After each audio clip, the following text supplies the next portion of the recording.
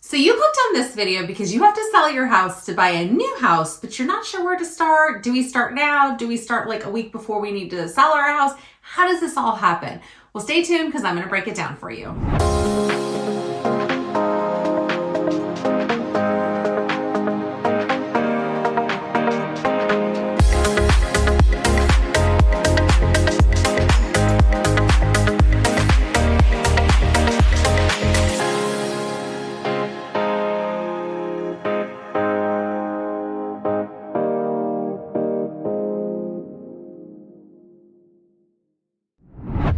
Hi, my name is Laura Griffin. I'm a top-selling real estate agent in the Northern Virginia area. I'm with Loudoun living at Pearson Smith Realty. I also run a very popular Facebook moms group called the Loudoun Moms.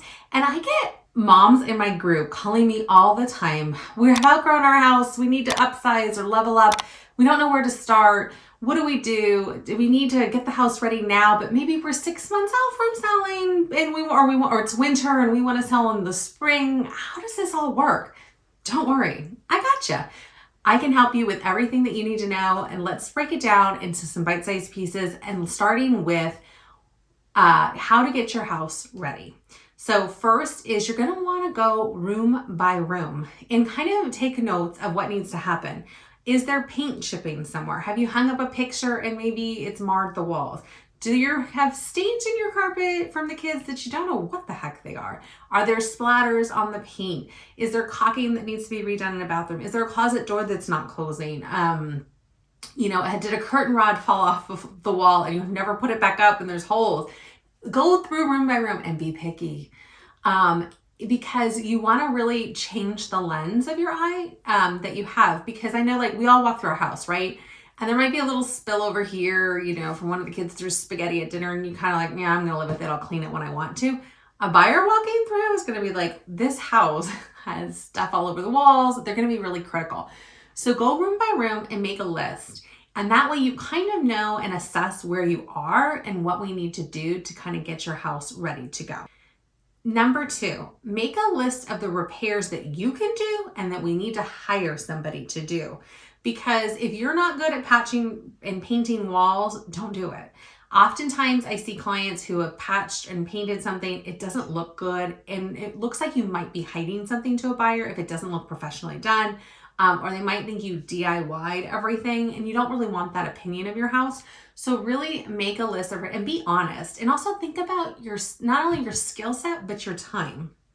So often in our household, my husband, I'm fortunate. I have a lot of the big ideas and I love to Pinterest, but he has the skill set that I don't have. So yes, he can do the work, but he drives to Maryland every day and he's getting home at 5:30 at night and he's leaving at 5:30 during the day. So do we really have the time for him when he gets home from work and the energy to do all the things? And on the weekends, we like to do family time. So for us, we would probably hire some of it out or have him take off a few days if we can do that, to get things ready, because I know that we just don't have the time during the week or the weekends, but maybe you do. So kind of also not only look at it from a skill set, but a time and also a budget standpoint.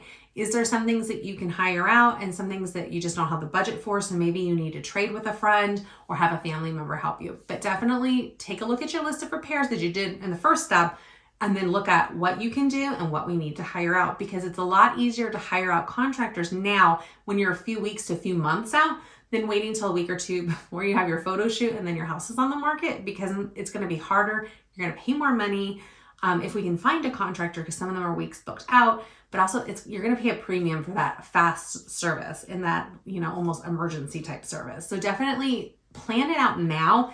Don't wait until a week or two before you want to put your house up on the market, if you can at all avoid it. Number 3 is to hire a realtor, have myself come in. And the reason that I say that is we're not only going to talk about the marketing plan and the price and the numbers, which is super important. And that's what you really want to know for your house, right? What's the price that you think it'll sell at? What are going to be my takeaway, my proceeds? How's the process going to work? What's the marketing going to look like? But also I'm going to take a look at what you have down as repairs or things that you think you need to do.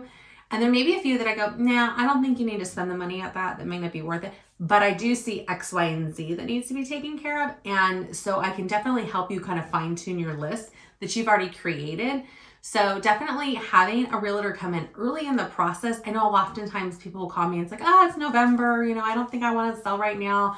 I want to sell in like March or April. So I think it's really early. No, it's not too early. Definitely get these processes going, because if you can spread it out over a few weeks to a few months, it's going to be less stressful and less overwhelming, and it actually can save you some money if you need to hire stuff out. So definitely call in the realtor now. Let's go through if it also the reason why you want to call in the realtor right now is to see if it financially makes sense. Are you going to net what you need to net to move to the next house? In some cases, you may not net what you think you're going to net. And so we might need to adjust whether this is the time to sell or to hold it, or perhaps changing a little bit about what the next step will be for you, and maybe changing your expectations of what the next house will be. So definitely calling in a realtor should be one of the first steps in selling your home if you want to sell your home and buy a next one. Number 4 is my stager will come. And yes, we have them come early in the process, and they're going to also go room by room with you and go over some of the other things that they might see. Maybe your walls are painted a color that just isn't in style anymore and maybe needs to be changed or neutralized. So definitely having the stager come through, they can create another list for you. It's all about getting you top dollar of things that you might need to repair. Also, them and I both have access to really great vendors. So we can also help you with the list that you've already identified of things you don't want to do and you need to hire out. We can call our list of vendors and our professionals to come in and help you with those items. So having the stager come in is such a critical thing. Not only are they going to look at repairs and paint colors and things like that, but if there's any upgrading that you want to do to maximize the house price for yourself, we can also have them talk about, do we need to update tile in a bathroom? Sometimes light fixtures, they're like the jewelry of your house. A light fixture update can really change the feel, the look, and make your house look a little bit more expensive for really not a lot of money. The other thing the stager is going to look at, which is a little bit different than the way I look at the house or way you look at the house, is how the house shows. So they're also going to be looking from a decluttering standpoint, but also a furniture standpoint. So they're really going to look at your house the way you're going to look through a lens of a camera for those wide angle shots. It's like, does this couch really fit here? Would it look better on that wall? Maybe moving a chair. Do we need a smaller table in this space, or take a leaf? A lot of times we have to take leaves out of dining room tables because the table, yes, you can have a Thanksgiving of 10 people there, but maybe for the scale of the room, it's a little much. So maybe bringing it down a little bit with some of the leaves coming out. Maybe sometimes I've even had them switch beds on a wall in a bedroom. It just, you walked in and you hit the bed, but when we pushed it up against another wall, it looked like 100 times better. So having the stager come in, not only for helping you figure out what repairs need to happen, having them help us with getting vendors procured to do the things, but also from a furniture and accessories standpoint for your house. Because sometimes we just need to add a few accessories or hang some pictures on a wall. Too often I go into houses and they have nothing on the walls. Or there is, in our case, our stager had to slap our hand on this one, as I had the shrine to the children going up the hallway, up the stairs, and she had us take all of that down. I loved it, but it didn't really show well, and no one's going to want to see my kids' history of their lives on the wall. So depersonalizing is another way that the stager can come in and help you. That's definitely, again, another early step that you want to do when you're in the process of selling your home. So you've made your list of all the things you need to do in your rooms, and the stagers come and they've given you some decluttering advice. Now it's time to declutter. And too often I get people, they're like, gung-ho, we're going to declutter this house and get it sold. And they just start ripping things out of the rooms. And the whole house is just torn apart. And I don't know about you, but that's overwhelming for me. And it's overwhelming for all my clients too. There's just stuff everywhere. They feel like they don't have enough time, and it just turns into a big process. So what I say is take it floor by floor or room by room. Pull out everything out of that room that needs to be decluttered, and make piles of giveaway, sell online, and like donate, sell online, and then like just needs to be trash. Because let's face it, there's going to be some stuff that just no one's going to need. And when you're doing the giveaway, I recommend going to gogreen.com. You can book your time slots by week. So I would book sometimes 4 to 5, 6 weeks out of appointments for them to come pick up. They're typically in neighborhoods like 1 day a week. Our day is actually on Thursdays. So I would book out a couple Thursdays for a few weeks and just have them come. And the great thing is you throw it on the driveway, you throw it on the front porch, they leave you a receipt and they take the items. It makes it super easy. And especially if you're breaking this down into pieces of decluttering, you know that every week on Thursday, they're coming and you need to get your stuff ready. So maybe on the weekend, you just spend a few hours doing it room by room. It definitely makes it a much easier process and a little less overwhelming, and your house won't look like a mess for weeks on end because that can also hinder doing other repairs around the house, right? Like if you've got everything torn apart and you have to have a room painted, but the painter can't get to that room where it's going to, cause a little bit of a problem, it can really help you by, kind of having the space to declutter it room by room or floor by floor. So my 6th tip is do the outside at the end. It's one of the last things you should do, especially if you're selling in the spring, because as we know, the spring in Northern Virginia can be kind of volatile. We could have snow, we could have rain, we could have really cold, or it could be like 60, 70 degrees, right?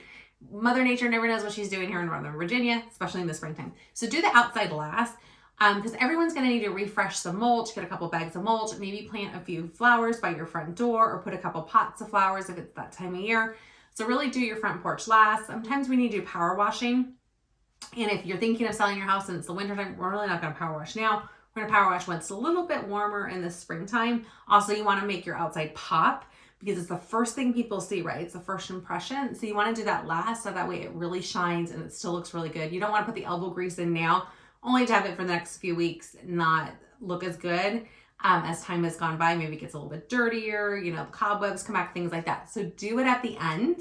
And always get a fresh doormat. I think that really makes the house really pop, and a little wreath or something on the door. I think that really draws the buyer in, as well as like some flowers by your front door, or if you have like annual color in your front yard with like pansies and things like that, adding those in.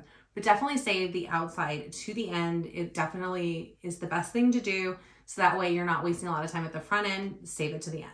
So if you need to sell your house and you're not sure where to start the process, it's going to be walk room by room, make a list. Decide what things you can do and what we need to hire a contractor for.